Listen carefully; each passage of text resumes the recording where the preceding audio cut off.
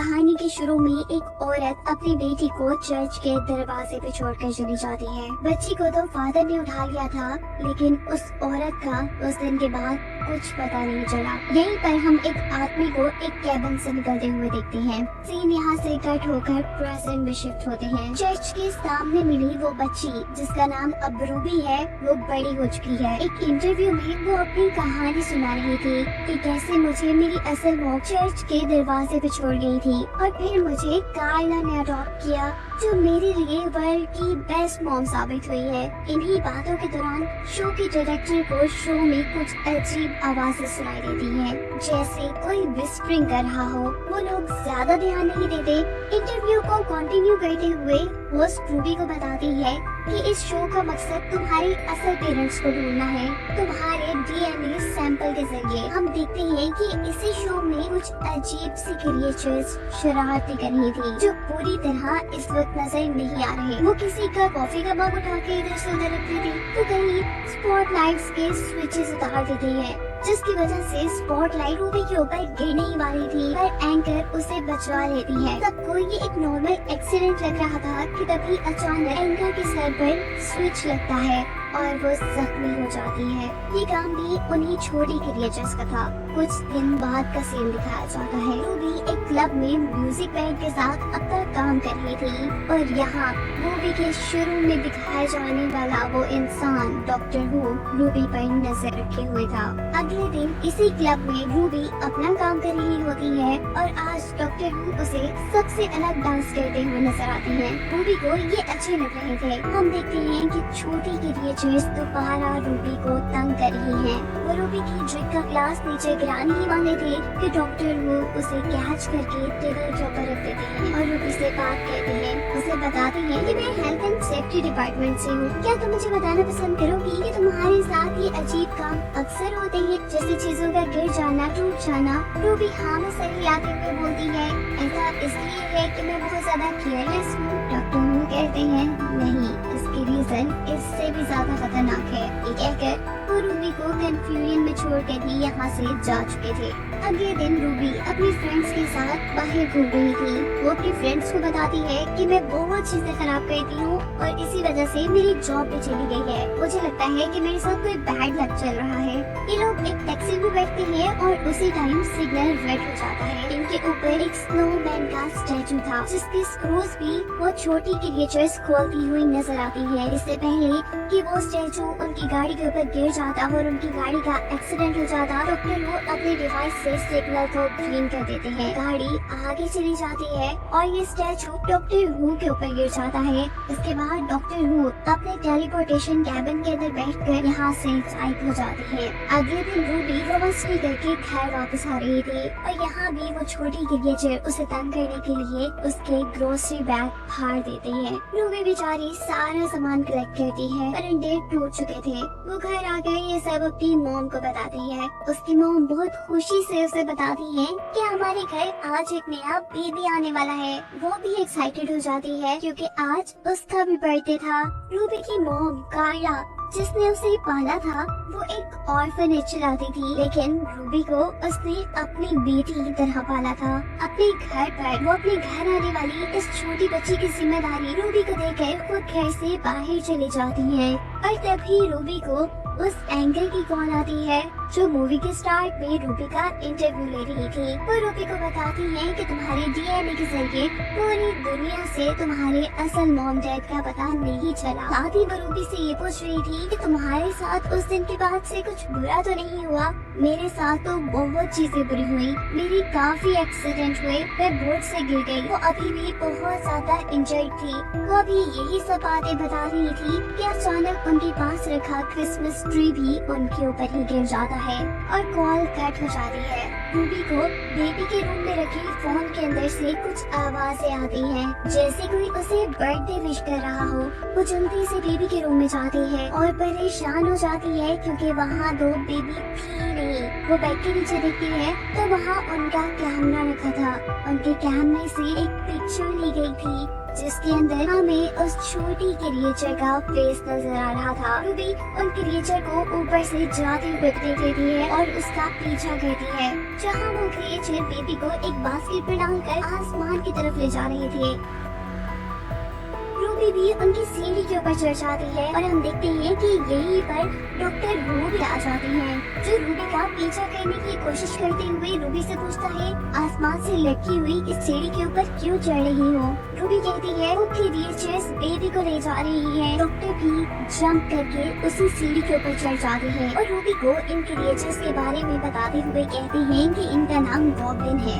अब रूबी को इस सीढ़ी के ऊपर लटके रहने में भी मुश्किल हो रही थी। डॉक्टर उसे अपनी ऐसी ग्लव्स देते हैं जो आराम से रूबी का सारा वजन उठा सकते थे। ये सीढ़ी आसमान में उड़ने वाली एक शिप के साथ अटैच थी। डॉक्टर वो कहते हैं कि ये गॉब्लिन्स का ठिकाना है, जहाँ पर गॉब्लिन्स बच्चों को खाते हैं और अब तो वो हमें भी खा जाएंगे। रूबी ये सुनकर डर जाती है और गॉब्लिन सीढ़ी से उन्हें ऊपर की तरफ खींच लेती है। गॉब्लिन्स ने इन दोनों को कैद कर दिया था। फिर डॉक्टर से कहती है कि आज मेरा बर्थडे है। ये सुनकर डॉक्टर उसे बताती है कि अगर आज तुम्हारा और उस बच्चे का दोनों का ही बर्थडे है तो इसी इत्तेफाक की वजह से गॉब्लिन्स ने उस बच्चे को उठाया है, क्योंकि इत्तेफाक यानी कोइंसिडेंस बच्चों को और भी ज्यादा मजेदार बना देता है गॉब्लिन्स के लिए।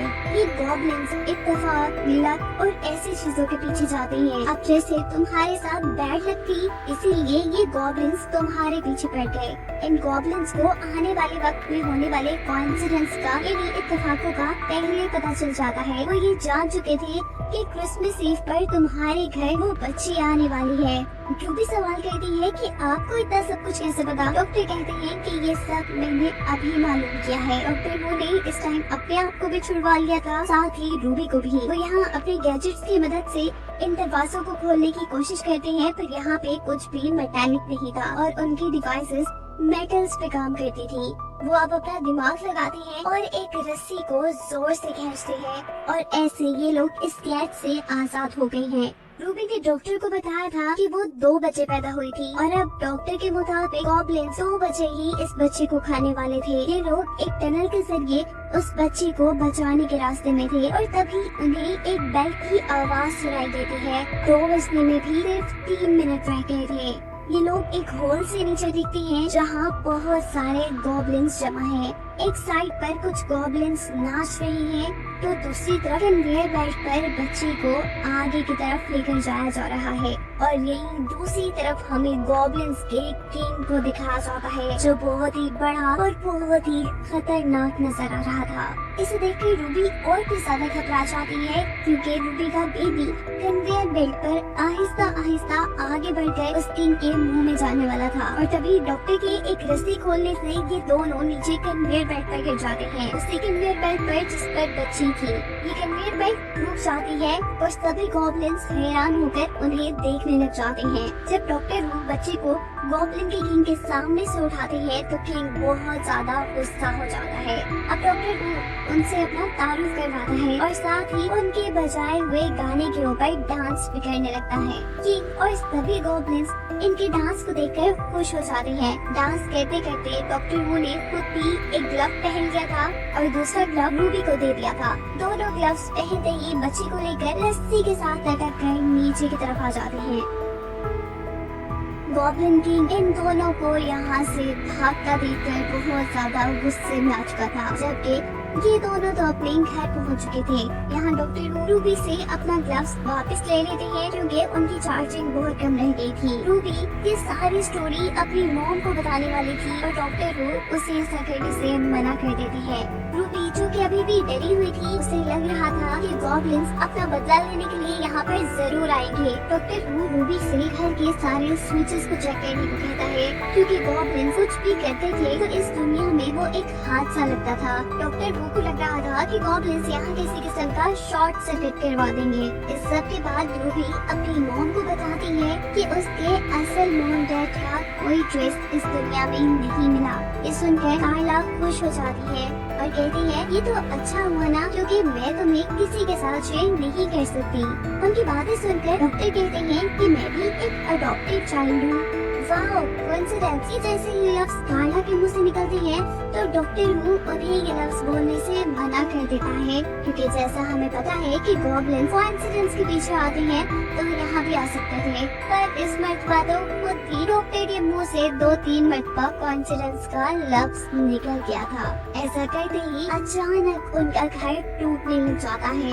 घर की छत में एक दरार आ जाती है और उनका फ्लैट आधा बढ़ जाता है। डॉक्टर पूरे घर को चेक करते हैं और कहते हैं कि थैंक गॉड ये चले गए। ये शायद उनका गुड बाय गिफ्ट था, क्योंकि बेबी भी यहाँ पर सही सलामत थी।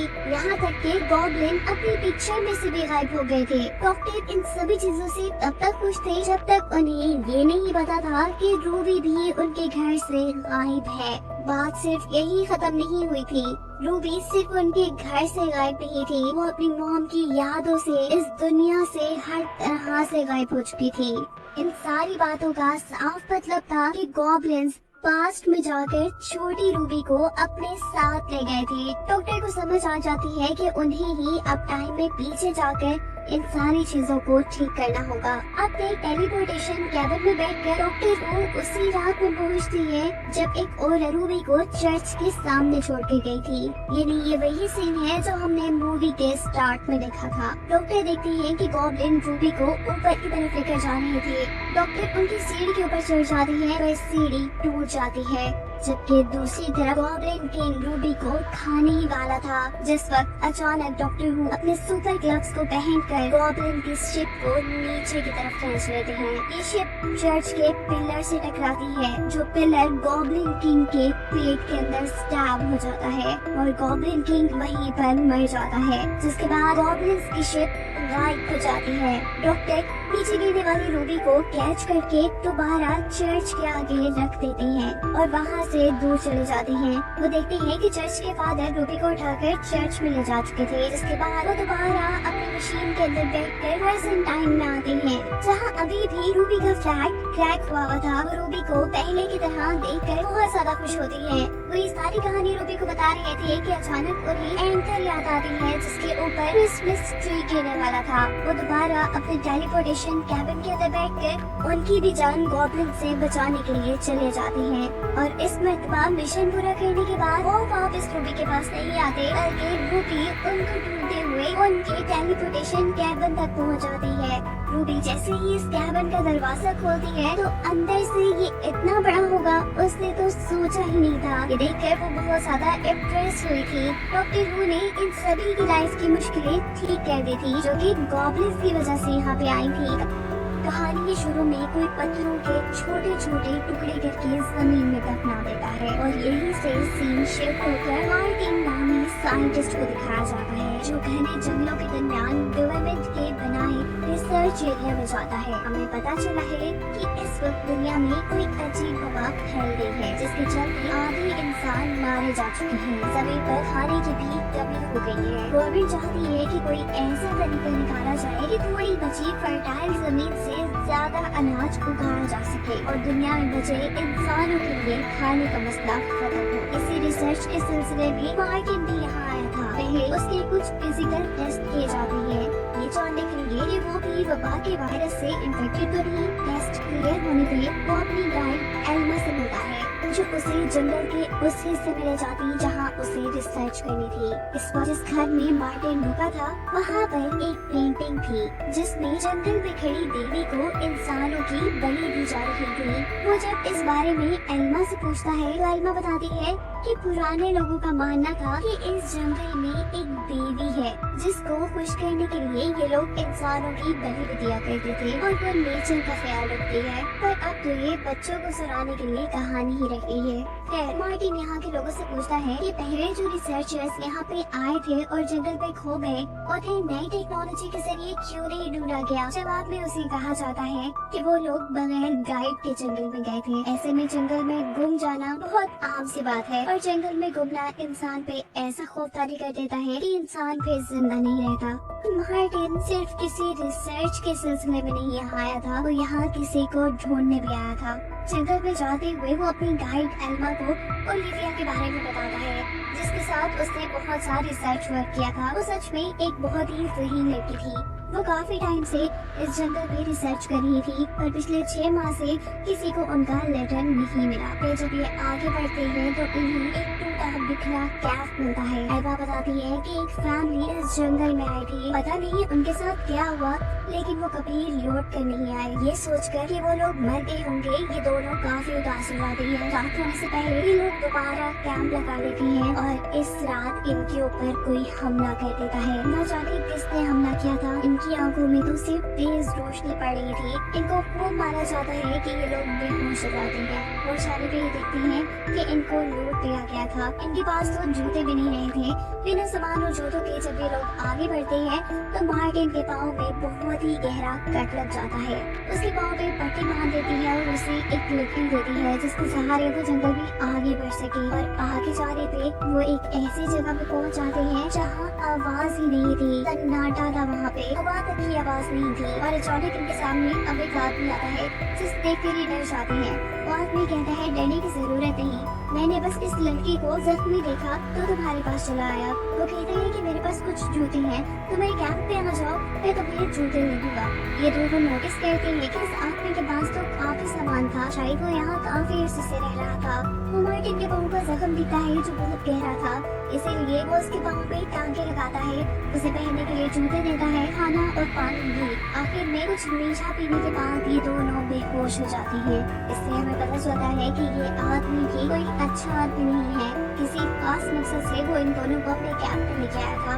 वो इन दोनों को मरे हुए इंसानों जैसे कपड़े पहनाकर इनकी तस्वीरें लेता है। दोनों को जब होश आता है तो ये कुर्सी से बंधे हुए थे। वो इस आदमी से अपनी जान की भीख मांगते हैं। वो आदमी दोनों के बाद कर जंगल के बिल्कुल दरमियान में आता है और इन दोनों से कहता है कि इस जंगल में कोई अजीब ताकत है, कोई देवी, और मैं उससे बात कर सकता हूँ। और एक मजे की बात बताऊँ, तुम्हारा यहाँ आना भी कोई इत्तेफाक नहीं, तुम्हें यहाँ लाया गया है। खैर इन सब बातों के बाद वो मार्टिन से कहता है कि तुम्हारे पैर का जख्म काफी खराब हो चुका है, तुम्हारा इन्फेक्शन पाँव की उंगलियों में फैल गया है जो कि मुझे काटनी पड़ेगी। मार्टिन और एल्मा उसे ऐसा करने से मना कर रहे थे, लेकिन वो एक नहीं सुनता और मार्टिन के पाँव की 2 उंगलियां अपनी कुल्हाड़ी से काट देता है। मार्टिन को इतना दर्द हुआ था कि वो तो बेहोश हो चुका था। अब वो आदमी मार्टिन को यहाँ से बाहर ले जाता है, उसको अजीब से कपड़े पहना देता है, एक अजीब चीजें रख देता है, ऐसे जैसे अब वो मार्टिन की बलि देने वाला हो। जबकि दूसरी तरफ एल्मा अपनी कुर्सी के पास पड़ी हुई ब्लेड को बहुत मुश्किलों से हासिल करती है, अपने आप को छुड़वाती है और मार्टिन को बचाने के लिए बाहर जा नहीं पाती थी कि यहाँ पर वो पूरा आदमी आ जाता है, जिसके ऊपर हमला करने के बाद वो मुश्किल से ही सही पर मार्टिन के पास पहुँच जाती है और उसे भी छुड़ा लेती है। मौका पाते ही ये दोनों भागते हैं जंगल की 2 अलग अलग डायरेक्शंस में। मार्टिन तो पाँव पे लगने वाली चोट की वजह से काफी आहिस्ता आहिस्ता चल रहा था, जबकि एल्मा तेज भाग रही थी। यह आदमी एल्मा के ऊपर अब तेज से हमला करने ही वाला था कि तभी मार्टिन उस आदमी का ध्यान एल्मा से हटाने के लिए उसे आवाज देता है। अब वो आदमी मार्टिन के पीछे बढ़ चुका था। मार्टिन तेज ना भागने की वजह से अब जंगल में छुपने की कोशिश कर रहा था और वो आदमी मार्टिन को मारने की। तभी उसे जंगल में एक माइक नजर आता है। मार्टिन उस पे मदद के लिए चिल्लाता है और अचानक वही तेज रोशनी से नजर आती है और अचानक उस सूट पहनी हुई लड़की उसे बचाने की है। ये और कोई नहीं थी बल्कि साइंटिस्ट ओलिविया ही थी, जिसे ढूंढने के लिए मार्टिन यहाँ तक आया था, उसके साथ ही रिसर्चर। ये लोग कुछ ही देर में एल्मा को भी ढूंढ लेते हैं। मार्टिन से पूछता है कि तुमने बाहर की दुनिया से कांटेक्ट खत्म क्यों कर दिया? तो ओलिविया जवाब देती है कि मैं यहाँ पर काफी बिजी हो गई थी, मुझे यहाँ पर कुछ मिला, कुछ ऐसा जिसकी वजह से मुझे लगता है कि दुनिया अब बदल जाएगी। ओलिविया बताती है कि मुझे यहाँ काफी अजीब पत्थर मिले हैं और साथ ही मुझे यहाँ काफी अजीब फ्रीक्वेंसीज की आवाज़ें सुनाई देती हैं। मुझे लगता है कि यहाँ की तरफ और हर चीज आपस में एक दूसरे से बातें करती है और शायद यहाँ पे ऐसी कोई ताकत है जो हमसे बात करना चाहती है। मैंने इन आवाजों को समझते हुए एक लैंग्वेज भी बनाई है।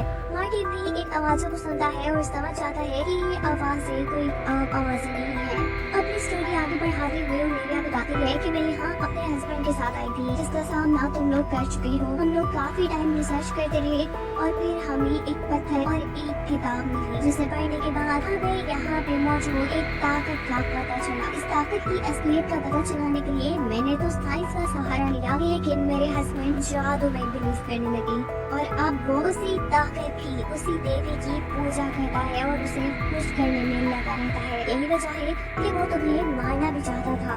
ओलिविया कहते हैं कि मैं इस लैंग्वेज के जरिए बहुत करीब पहुंच चुकी हूँ। मुझे लगता है कि अब जल्दी ही मैं ये जान जाऊंगी कि वो ताकत हमसे क्या कहना चाहती है। ओलिविया की सारी बातें खत्म होने के बाद एम्मा मार्टिन से कहती है, मुझे इस औरत की बातों पे बिल्कुल यकीन नहीं, ये अपने शोहर की तरह ही अजीब बातें कर रही है। मुझे लगता है कि ये उस आदमी के साथ मिली हुई है और हम अभी तक खतरे में हैं। एम्मा कहती है कि हमें खुद भी यहाँ से निकलना चाहिए और इस औरत को भी यहाँ से ले जाना चाहिए। मार्टिन जब ओलिविया से ये सारी बात करने के लिए उसके पास जाता है तो वो एक नई कहानी मार्टिन को सुनाने लगी थी। वो कहती है कि तुम यहाँ आए नहीं हो, याद करो तुम्हारे आने से पहले तुम्हारे कान बजे होंगे, हमारे भी बजे थे और हम भी इसीलिए यहाँ आए। इन बातों से एम्मा और भी ज्यादा परेशान हो जाती है और वो मार्टिन से कहती है कि हम यहाँ से अभी और इसी वक्त निकल रहे हैं। जैसे यहाँ से निकलने ही वाली होती है तो जंगल के चारों तरफ से अजीब जहरीली गैस निकलना शुरू हो जाती है। ओलिविया कहती है, चले जाना यहाँ से, पर कुछ देर इंतजार कर लो,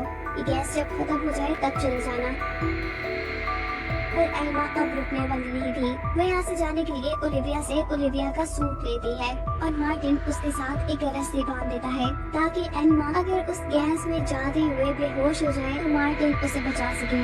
ऐसा ही होता है, एम्मा थोड़ी ही दूर जाती है तो गैस उसके ऊपर अपना असर करना शुरू कर देती है। उसे हेलुसिनेशंस होने लगते हैं, कुछ चीजें नजर आने लग जाती हैं और वो बेहोश हो जाती है। मार्टिन फौरन ही उसे पीछे खींच लेता है। होश में आने पर वो जोर जोर से चिल्ला रही थी कि मैंने उसे देखा, वो बहुत ही बड़ा था, मैंने उसे देखा। रात हो जाती है और हम देखते हैं कि ओलिविया का हस्बैंड भी उनके कैफ के पास आया हुआ था। मार्टिन और एल्मा को अब इन बातों का यकीन हो चुका था कि ये दोनों मिले हुए हैं। ओलिविया मार्टिन से कहती है कि यहाँ पे जो भी ताकत है वो तुम्हारे जरिए हमसे बात करना चाहती है। मैंने तुम्हारे लिए कुछ बनाया है, तुम ये पी लो और इसके बाद हम बाहर चलेंगे। मार्टिन उसकी बात इतनी आसानी से ना मानता, लेकिन उसे पता था कि अगर उसने ऐसा ना किया तो एल्मा की जान भी खतरे में पड़ जाएगी। उसे ये भी पता था कि शायद वो जो पी रहा है उसमें जहर भी हो सकता है। एक दरख्त के पास आकर मार्टिन उस जहर को पीने ही वाला था कि दूसरी तरफ एल्मा ओलिविया से कुछ बात करने के लिए जाती है। उसके सीक्रेट रूम में जाने पर उसे काफी लोगों की तस्वीरें मिलती हैं। ये वही लोग थे जो इस जंगल में गुमे थे और जिनकी लाशें एल्मा और मार्टिन ने इसी जंगल में देखी थी। एल्मा अब जान चुकी थी कि ये साइंटिस्ट अपने हस्बैंड से भी ज्यादा पागल है। अभी वो ये सब सोच रही थी कि यहाँ पर ओलिविया भी आ जाती है। वो बिना कुछ सोचे समझे ओलिविया के ऊपर हमला करती है और उसे जख्मी करके मार्टिन को बचाने के लिए बाहर आती है। जहाँ पर ओलिविया का हस्बैंड उसे तकरीबन मारने ही वाला था, वो बहुत ही तेजी से एनी ओलिविया के शोहर की आंख पे हमला करती है और फिर उसे मार देती है। मार्टिन की जान अब बच चुकी थी, जबकि ओलिविया के शोहर के मरने की वजह से यहाँ अजीबोगरीब धुआं फैल चुका था।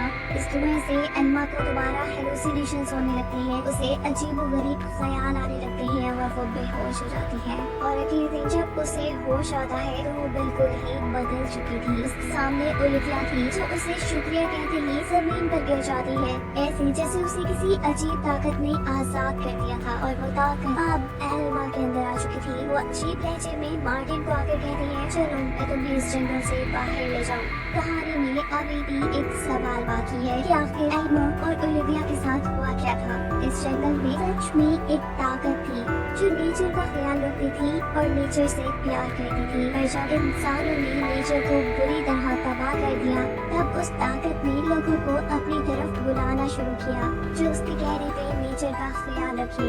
लेकिन ओलिविया और उसके हस्बैंड को ये बात ठीक से समझ नहीं आई। उन्होंने इस ताकत को खुश करने के लिए लोगों को मारना शुरू कर दिया और तब दोबारा नेचर ने एल्मा और मार्टिन को यहाँ बुलाया। कहानी के आखिर में हमने देखा कि एल्मा ने मार्टिन को मारने की बात नहीं की थी। इसका मतलब था कि उस ताकत को अब सही इंसान मिल चुका है जो उसके लिए नेचर का ख्याल रखे।